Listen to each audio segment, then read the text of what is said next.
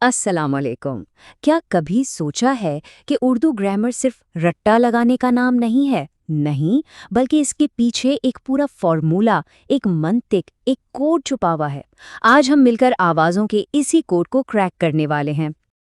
اور آج کا ہمارا مول منتر بس یہی ہے، رٹا نہیں لگانا، فارمولا اپلائی کرنا ہے۔ ہم یاد نہیں کریں گے بلکہ سمجھیں گے اردو کی آوازوں کے پیچھے چھپی ہوئی ریاضی کو۔ تو چلیں شروع کرتے ہیں۔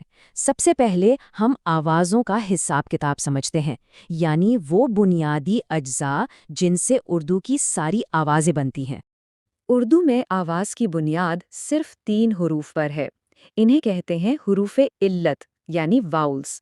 یہ ہیں الف، واو اور یہ۔ بس یہ 3، یہی وہ ستون ہے جن پر آوازوں کی پوری عمارت کھڑی ہے۔ لیکن ٹھہریے، یہاں ایک چھوٹا سا جال ہے، ایک پہیلی۔ ان تینوں حروف کی ایک نہیں بلکہ دوہری شناخت ہے، اور ان کی شناخت اس بات پر منحصر ہے کہ یہ لفظ میں آتے کہاں ہیں۔ اصول بہت ہی سیدھا سادہ ہے۔ اگر الف، واو یا یہ کسی لفظ کے بیچ میں یا آخر میں آئیں، جیسے لفظ بات میں الف، تو یہ واؤل ہیں، یعنی حرف علت۔ لیکن جیسے ہی یہ حروف اٹھ کر لفظ کے شروع میں آ جاتے ہیں، جیسے ورق میں واو، تو یہ فوراً اپنی ٹیم بدل لیتے ہیں اور بن جاتے ہیں کانسوننٹ، یعنی حرف صحیح۔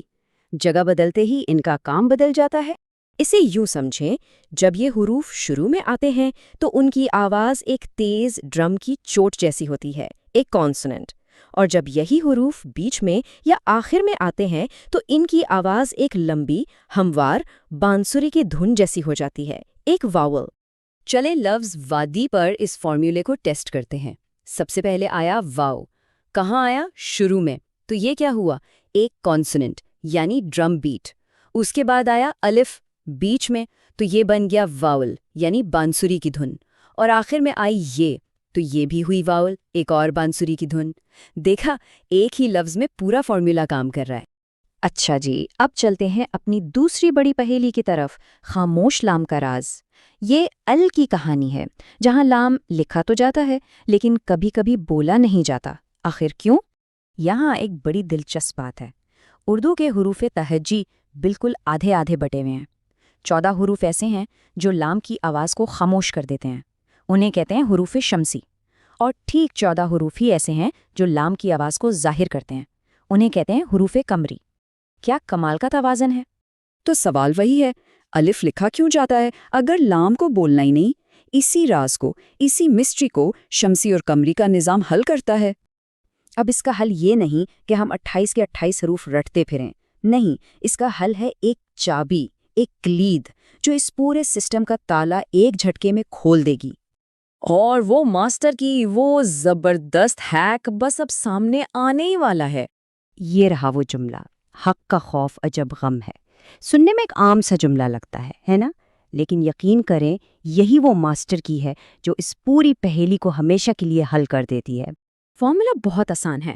اس جملے میں جتنے بھی حروف آ رہے ہیں وہ سب قمری ہیں، یعنی اگر ال کے بعد آنے والا حرف اس جملے کا حصہ ہے تو لام کی آواز پڑھی جائے گی، اور اگر وہ حرف اس جملے میں نہیں ہے تو بس وہ خود بخود شمسی بن گیا اور لام خاموش ہو جائے گا۔ تو اب وقت ہے اس فارمولے کو آزمانے کا۔ چلیں کچھ تیز سوالات سے دیکھتے ہیں کہ یہ اصول کتنا کارآمد ہے۔ ٹیسٹ سے پہلے یہ رہی ایک کوئک چیٹ شیٹ۔ حروف علت کہاں آتے ہیں؟ بیچ میں یا آخر میں؟ حروف صحیح شروع میں۔ شمسی حروف میں لام خاموش، قمری میں لام کی آواز آئے گی۔ اور قمری کی چابی کیا ہے؟ جملہ حق کا خوف عجب غم ہے۔ پہلا سوال، لفظ ورق میں شروع کا واو حرف علت ہے یا حرف صحیح؟ سوچیں۔ بالکل، یہ حرف صحیح ہے کیونکہ یہ لفظ کے شروع میں آیا ہے۔ دوسرا سوال، قمری حروف کو یاد رکھنے والا جادوئی جملہ کیا ہے؟ جی ہاں، حق کا خوف عجب غم ہے۔ تیسرا سوال، کیا حرف میم یعنی میم ایک قمری حرف ہے؟ آئیے جملے میں دیکھتے ہیں۔ حق کا خوف عجب غم ہے۔ جی ہاں، غم میں میم موجود ہے تو یہ قمری ہے۔ اور یہ رہا آخری ٹیسٹ، نور الدین میں ال کا لام پڑھا جائے گا یا نہیں؟ ال کے بعد دال ہے، کیا دال ہمارے جملے حق کا خوف عجب غم ہے میں آتا ہے؟ نہیں کہیں بھی نہیں، اس کا مطلب دال شمسی ہے اور لام کی آواز نہیں آئے گی۔ اسے نور الدین پڑھیں گے۔ تو دیکھا، چاند آسان اصول اور ایک جملہ اور اردو کی آوازوں کا پورا نظام سمجھ میں آ جاتا ہے۔